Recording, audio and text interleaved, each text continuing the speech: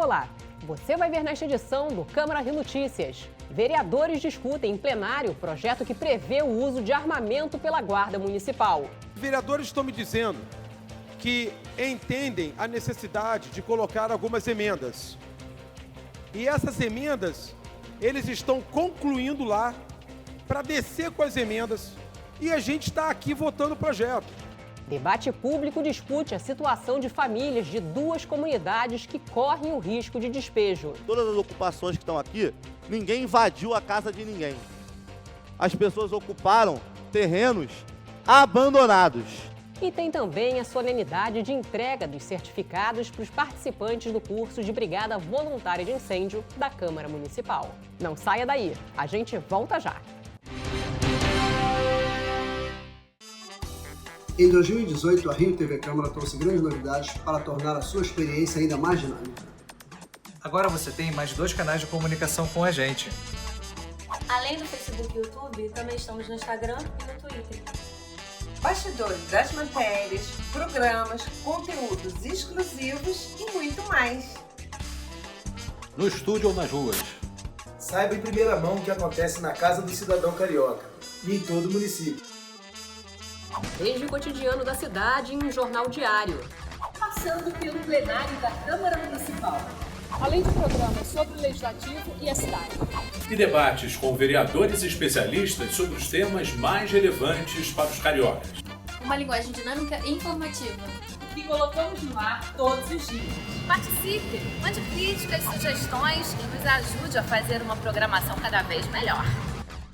Você também faz parte dessa história. Trabalhamos duro para levar até você uma programação de qualidade. Seja onde for, a Rio TV Câmara estará conectada com você. Siga a Rio TV Câmara nas redes sociais.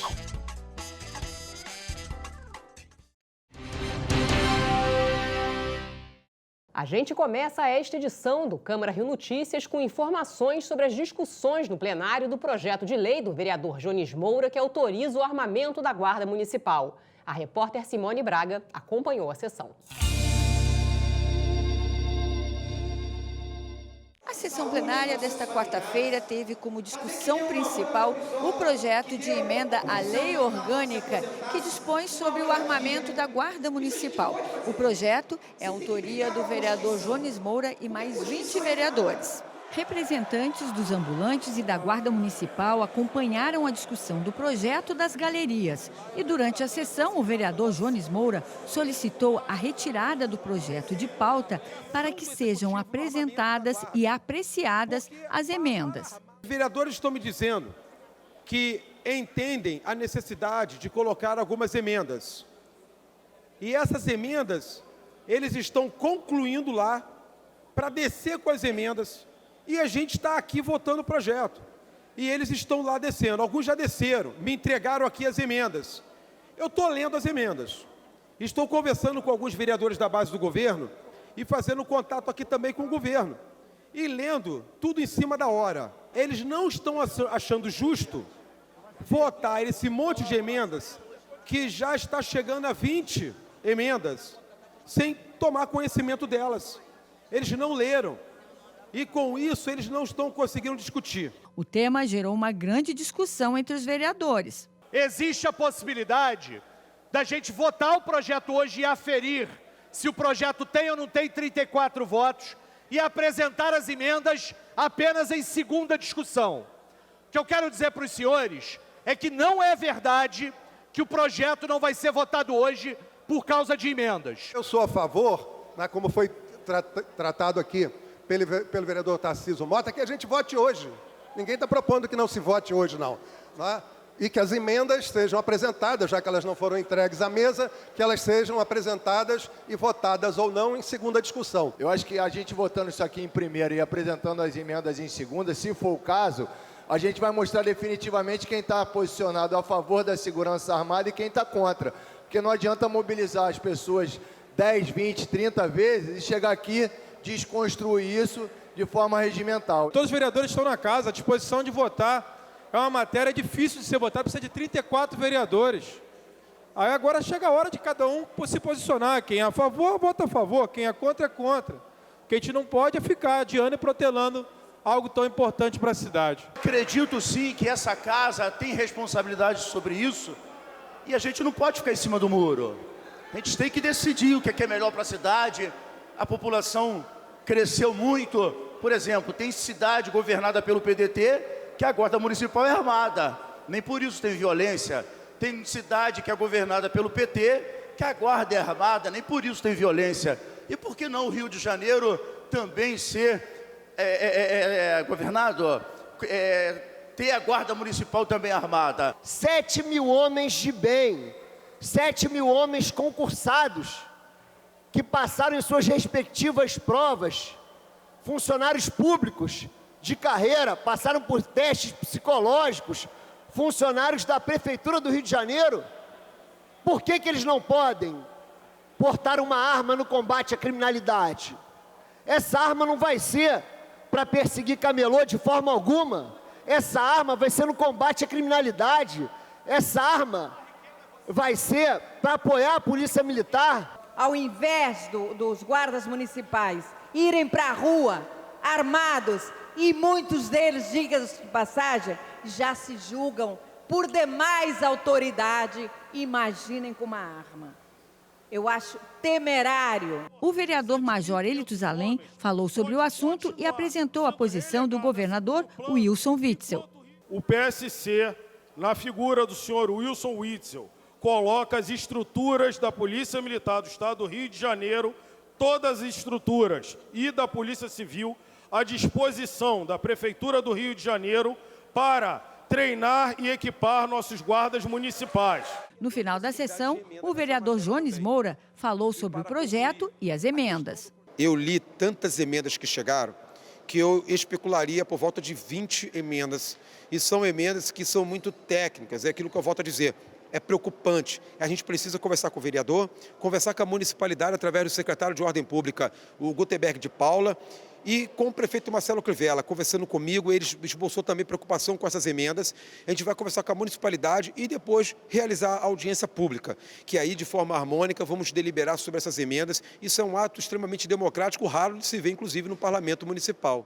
Centenas de famílias de 2 comunidades da Pavuna e de São Cristóvão correm o risco de despejo às vésperas do Natal.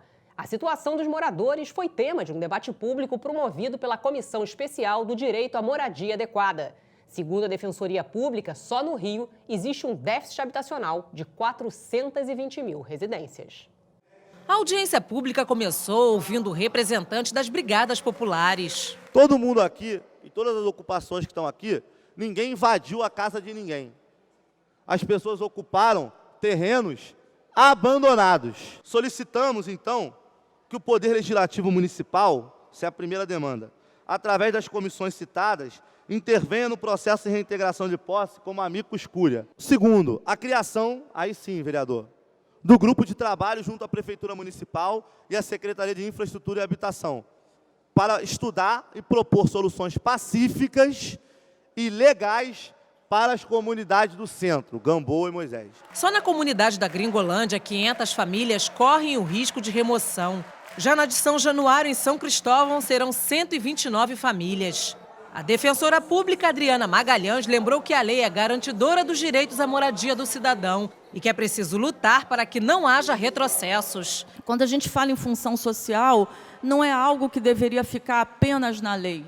É algo que a gente deveria aplicar, todos os poderes públicos, eles têm a obrigação de aplicar. E o que significa isso? Significa que a propriedade não é uma coisa absoluta. A propriedade ela não pode ser vista como algo egoísta.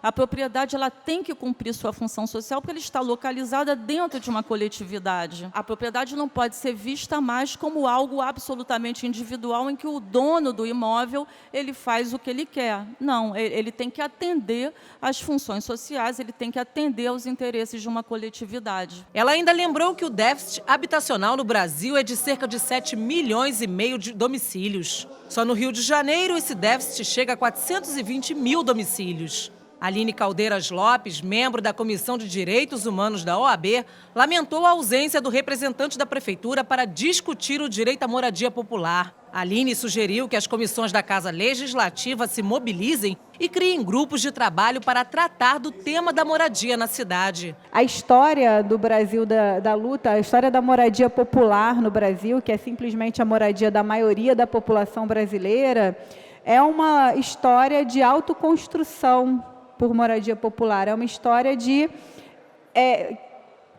um abandono da população pelo poder público, né? Então, não houve uma omissão que não é de agora, são décadas, né? São séculos de políticas direcionadas à moradia popular e uma história do povo que vai e faz e constrói e ver a vida acontecer dessa forma. Então, é urgente que os poderes públicos se mobilizem, é urgente a formação dos grupos de trabalho no Poder Executivo e, principalmente, do encaminhamento dos resultados desse grupo de trabalho. Assim. A gente precisa conseguir que o poder público, que os membros do Executivo, né, e do Legislativo façam valer, né, o investimento que a população brasileira fazem neles. Assim. Representantes dos moradores das comunidades subiram à tribuna. Como que vai se botar 119 famílias na rua na véspera do Natal? Não tem como, gente. Nós queremos ter direito a pagar a light para ter a nossa energia. Nós queremos ter direito de nós ter uma conta de telefone no nosso nome. Nós somos eleitor. Nós votamos para isso. Nós estamos inteiramente à disposição de fazer as lutas com vocês. Mas saber, por exemplo, que vocês perseveram, que vocês não abrem mão de lutar por seus direitos, que vocês sabem que é direito de vocês ter moradia justa, moradia digna, moradia adequada.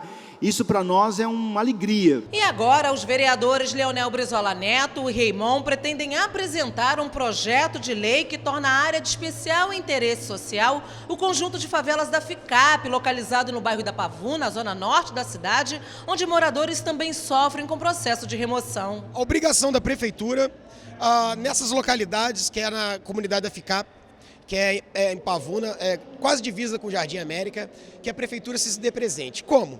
Água, saneamento, moradia, levando luz, ou seja, aquilo que todo mundo tem direito, para que ela esteja presente, dê vida, crie vida nos espaços e que ela se faça de fato a sua obrigação social. Projeto de lei complementar autoriza a Prefeitura a celebrar parceria público-privada para a implantação do Autódromo em Deodoro. O Observatório da Educação Democrática Carioca é lançado em solenidade na Câmara do Rio. Comissão de Segurança Pública realiza audiência para analisar proposta de armamento da Guarda Municipal. Debate público discute o assédio moral na administração municipal. E Câmara do Rio entrega conjunto de medalhas Pedro Ernesto à advogada e ativista política Maria Soares. E você vai ver no próximo bloco. Câmara entrega certificados do curso de formação da Brigada Voluntária de Incêndio da Casa.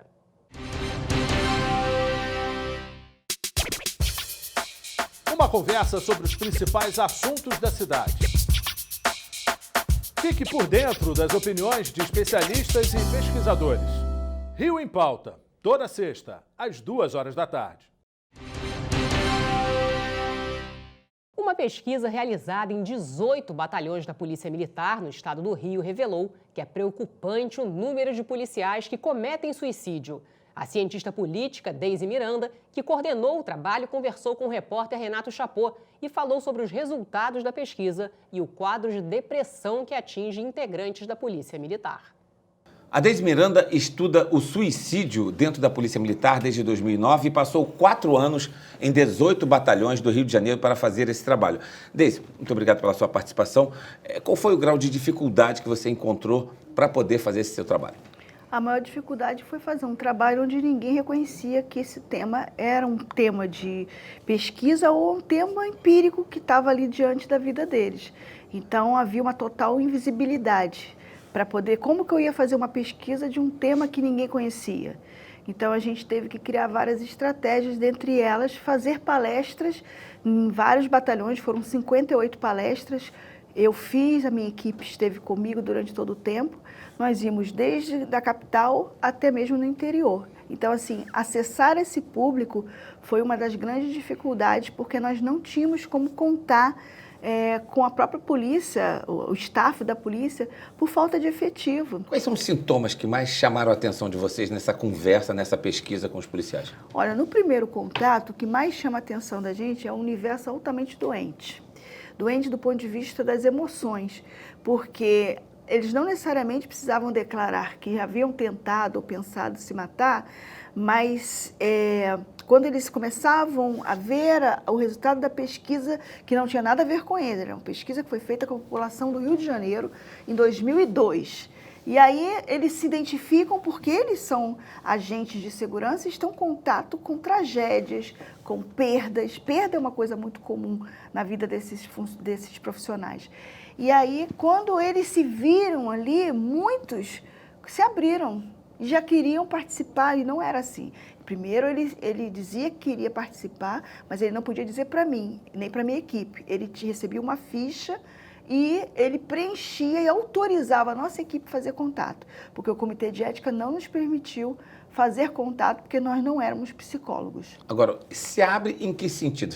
Você disse que eles se abriam para vocês. Que tipo de história esses policiais contaram? Muito sofrimento. Sofrimento do ponto de vista... eles não identificam como doença. Eles identificam assim, nossa, mas eu tenho isso. Como é que a senhora sabe que eu tenho esse nervoso, que eu sou agressivo, que eu perco a cabeça à toa, ou que eu ando tremendo muito, eu não durmo mais, eu não aguento mais as imagens dos meus amigos que eu perdi. E muitas reclamações também por humilhações. Que tipo de humilhação? Humilhação dentro do trabalho ou fora? Olha, nesse primeiro encontro, eles contaram muito o desrespeito da sociedade, que essa é a maior reclamação de todos eles. Nós tivemos 3 encontros, a pesquisa demorou porque a gente primeiro localizava quem poderia ser um candidato potencial, depois a gente aplicava um questionário e depois a gente fazia entrevistas de história de vida. Então foi um estudo grande, mas para poder a gente cobrir as lacunas da fragilidade da informação, porque não tínhamos o dado oficial que foi disponibilizado pela Diretoria de Recursos Humanos era horrível. Você tinha um ano com 13 casos e o outro ano com nada. E as tentativas chegavam a ser 0, uma série histórica de 5 anos, e não existe isso. E faltava acompanhamento psicológico dentro dos batalhões onde vocês foram? Olha, sempre nessas unidades havia sim uma psicóloga ou um setor, porque essa é uma diferença da Polícia Militar do Rio de Janeiro. Os batalhões têm, não todos, mas grande parte tem um psicólogo disponível. O que falta, talvez, é um trabalho especializado, que é esse que foi proposto agora pela lei, que foi sancionado agora há pouco tempo, que é do acolhimento. Isso foi uma lei que foi promulgada pelo governador do Rio de Janeiro. Isso, que é uma lei que incentiva a criação de um programa emergencial, que vai justamente desocupar essa sobrecarga de trabalho do psicólogo. Porque hoje, não tendo psiquiatra na instituição, tendo um psiquiatra para atender toda a instituição, agora eles têm algumas instituições privadas que têm dado apoio e também são enviados para o poder público, para o município. Mas aí a pergunta fica, como fica o psicólogo diante de uma situação onde você tem um exército de homem doente? Doente de que sentido? Com depressão, com ansiedade, com dificuldades para admitir que tem esse problema. Não adianta tornar o suicídio policial ou o adoecimento psíquico do policial, seja na unidade, seja na Polícia Militar ou seja na Polícia Civil, como uma questão de saúde mental. Ela não é só isso. É preciso, se você quer garantir a qualidade de vida desses homens, você tem que ter uma escala melhor. Você não pode manter um policial 3 dias fora de casa. Você não pode saber que um policial está tomando medicamento e ele ir para o confronto usando a arma de fogo. Aí a questão é sempre essa. Mas como vamos confiscar a arma de fogo, acautelar a arma de fogo desse policial, se ele se identifica? É uma ferramenta de identidade, onde garante a segurança, principalmente no estado como o Rio de Janeiro. É possível traçar um perfil desses policiais? Sim. Do suicida? Sim. O policial que tentou suicídio, eles são homens, no Rio de Janeiro, são homens jovens entre 35 a 40 anos, são casados, costumam ter filhos, são policiais que perderam algum amigo em alvejados, né? São policiais que normalmente estão fazendo tratamento psiquiátrico e tem uma personalidade muito comum. Isso eu vi também na Polícia de São Paulo, que é uma impulsividade muito grande e agressividade. Parabéns pelo seu trabalho e até uma próxima oportunidade. Obrigada. Ingrid. Essa quarta-feira foi dia de entrega de certificados para os participantes do curso de formação de Brigada Voluntária de Incêndio da Câmara do Rio. Os participantes do curso de formação da Brigada Voluntária de Incêndio da Diretoria de Prevenção de Incêndio e Pânico da Câmara Municipal de Vereadores receberam seus certificados no Salão Nobre da Casa nesta quarta-feira. O que é ministrado no curso a gente leva para a nossa vida, né, comando? A gente costuma sempre afirmar isso, que a gente leva para a nossa vida. Às vezes um almoço em família, alguém vem engasgar com uma carne, a gente vai saber como proceder, vai saber fazer a manobra correta, vai poder salvar um familiar, vai poder auxiliar um amigo de trabalho em qualquer princípio de incêndio, qualquer acidente. Então, por favor, convido a todos que disseminem os conhecimentos adquiridos, né? O treinamento, que ocorreu em 2 fases no mês de outubro, ofereceu aulas teóricas sobre tipos de extintores, regras de evacuação de edifícios, funcionamento de brigada, primeiros socorros e outros protocolos internacionais. Na etapa seguinte, os participantes foram a campo para experimentar situações simuladas de atendimento emergencial de vítimas, quarto de fumaça, uso de equipamentos de segurança e conduta em diferentes tipos de incêndio.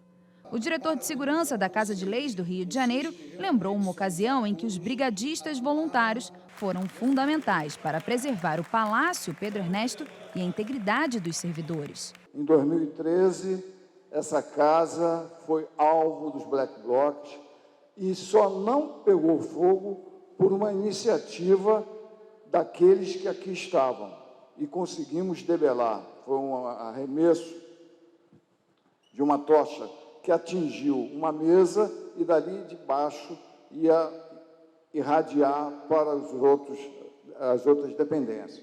Então, eu queria agradecer a vocês pelo esse empenho, tá? E ter certeza de que, com a capacidade, com a qualidade de vocês agora, no quesito evitar, prevenir, isso que é importante para a gente. Quanto maior o contingente de voluntários adequadamente preparados para atuar em situações de emergência, melhor. O diretor de operações da Rio TV Câmara foi o primeiro a se prontificar. A gente recebe diversas circulares assim no trabalho. E aí, logo que chegou essa, eu senti a necessidade de participar. Tipo assim, senti que era um assunto importante. E eu me engajei na hora. Assim, eu até recebi o feedback de que fui o primeiro setor a dar o retorno. Agora, mais 35 pessoas estão aptas a conduzir os cerca de 2.000 funcionários da casa em casos de incêndio. No total, nos últimos 3 anos, nós já formamos até o momento, com essa turma de hoje, 150 bombeiros voluntários de incêndio. E temos programado para daqui a 2 semanas mais 25 vagas. Aí completaremos 175 bombeiros voluntários de incêndio aqui na Câmara dos Vereadores do Rio de Janeiro. A copeira Yara já se inscreveu para participar do próximo treinamento. É um conhecimento que é básico para a gente ter, então eu fiquei interessada por conta disso. Eu sempre tive curiosidade, mas nunca tive oportunidade. Aí agora com a oportunidade eu resolvi me inscrever. O vereador Rocal fez questão de promover a cerimônia de diplomação, já que, para ele, todo documento como este é sinônimo de estudo e dedicação. É importantíssimo esse curso de brigada de voluntário de incêndio, porque não fica só para casa, né? Fica para a vida. Então, a primeira secretaria tem uma honra muito grande, a mesa diretora como um todo, de oferecer esses cursos, porque as pessoas sabem que, uma vez capacitados, levam para a vida toda. E o Câmara Rio Notícias fica por aqui. Acompanhe nossa programação também nas redes sociais. A Rio TV Câmara está no YouTube, no Facebook, no Instagram e também no Twitter. Obrigada pela companhia. Amanhã a gente se vê.